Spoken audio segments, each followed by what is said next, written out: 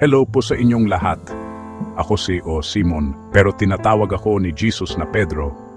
Ako ay, isa lang akong manging isda, pero nakakita na ako ng mga bagay na hindi ninyo paniniwalaan.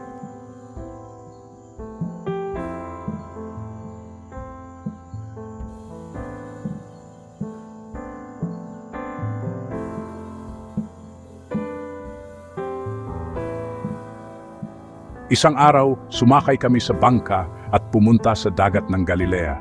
Maganda ang araw, tahimik ang tubig. Perfect, di ba? Well, hindi. Mali. Bigla kaming sinalubong ng bagyo.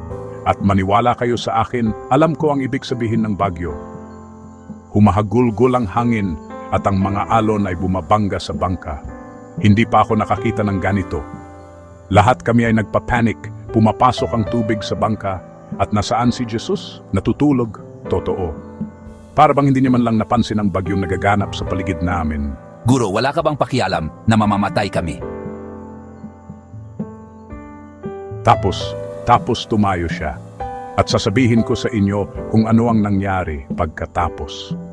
Tumahimik ka! Kumalma ka!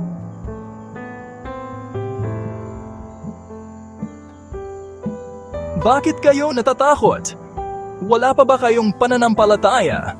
Nagkatinginan kami, nagulat. Sino ang taong ito? Sino ba itong taong ito na kahit ang hangin at dagat ay sumusunod sa kanya? Ang araw na iyon ay nagpabago ng lahat. Akala namin kilala namin si Jesus, pero wala kaming ideya. Talagang wala kaming ideya.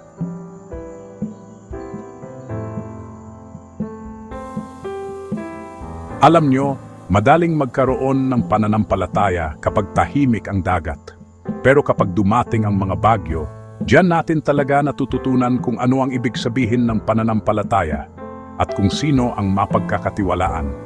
Kaya isa lang akong mangingisda, pero nakita ko ang isa na nag-utos sa bagyo. At sasabihin ko sa inyo, ito ay isang bagay na sulit paniwalaan.